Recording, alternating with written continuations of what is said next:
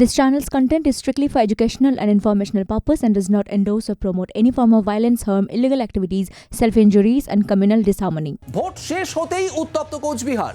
শীতলকুচিতে বোমাবাজির ঘটনা, ব্যাপক উত্তেজনা শীতলকুচি এলাকায়। এই শীতলকুচিতেও হাতে করে বোমা তুলতে দেখা গেল পুলিশকে। এলাকায় বিশাল পুলিশ বাহিনী পৌঁছেছে। শীতলকুচিতে তীব্র উত্তেজনা এবং এর পাশাপাশি কোচবিহারের গীতলদহে সেখানে তৃণমূল এবং বিজেপি কর্মী সমর্থকদের মধ্যে সংঘর্ষ, সেখানেও তীব্র উত্তেজনা ছড়িয়েছে। ভোট গ্রহণ পর্ব মেটার পরে উত্তেজনা কোচবিহারের একাধিক জায়গায়।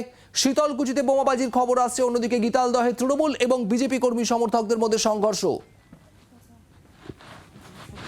শীতলকুচিতে পরপর বোমা উদ্ধার এবং বোমাবাজির ঘটনা, সেখানে বিশাল পুলিশ বাহিনী পৌঁছেছে।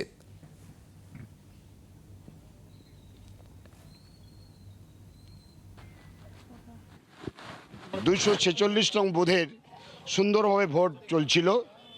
3টার দিকে আমার কাছে ফোন আসে, আমি প্রেসিডেন্ট, অঞ্চল প্রেসিডেন্ট। 3টার দিকে ফোন আসে যে বিজেপির কিছু কর্মী ওখানে দলীয়ভাবে মিনিমাম 30-40 জন বুথের আশপাশে ঘোরাফেরা করছে 3টার থেকে 4:30, 5টা অবধি। কিন্তু 3টার পরেই আমি থানার মেজবাবুকে ফোন করি। সন্ধ্যাবেলা আমি যখন এখানে বাজারে আমার বাড়ির থেকে আমি দোকানে বসে আছি, ইন দ্য টাইমে 4খানা বোমের সাউন্ড পেলাম। তখনই আমার বুথের 2-4 জন লোক ফোন করলো যে এখানে বোম বাস্টিং হচ্ছে। আপাতভাবে শান্তিপূর্ণ ভোট হলেও শেষটা কিন্তু কোনোভাবেই শান্তিপূর্ণ হলো না শীতলকুচিতে।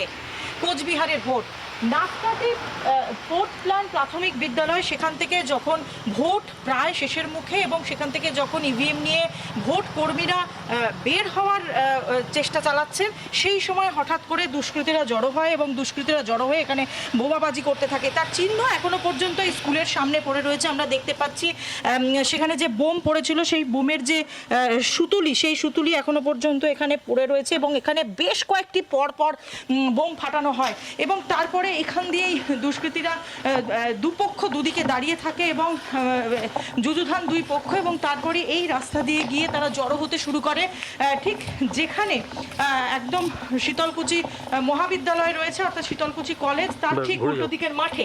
এবং সেখান থেকেই পুলিশের সাথে তর্কাতর্কি, বাদানুবাদ সমস্ত কিছু শুরু হয়ে যায়। বিশাল পুলিশ বাহিনী ঘটনাস্থলে এসে বিশাল তারা একে একে এখান থেকে মূলত শীতলকুচি বিধানসভা কেন্দ্রের অন্তর্গত যে সমস্ত বুথগুলি ছিল সেখানকার যে ইভিএম, সেগুলোকে রওনা করিয়ে দেয় ডিসিআরসির উদ্দেশ্যে। এবং বেশ কিছু ভোট গ্রহণ কেন্দ্র থেকে এখনো পর্যন্ত এসে পৌঁছয়নি। স্বাভাবিকভাবেই গোটা এলাকাতে বিশাল পুলিশ বাহিনী মোতায়েন রয়েছে এখনো পর্যন্ত এবং ওই মহাবিদ্যালয়ের সামনেও বেশ কয়েকটি বোম ফেলা হয় বলে অভিযোগ। সব মিলিয়ে শেষ মুহূর্তে কিন্তু শীতলকুচি যথেষ্ট উত্তপ্ত হয়ে রইল। জি 24 ঘন্টার জন্য পার্থ পালের সঙ্গে দেবারতী ঘোষ, শীতলকুচি, কুচবিহার।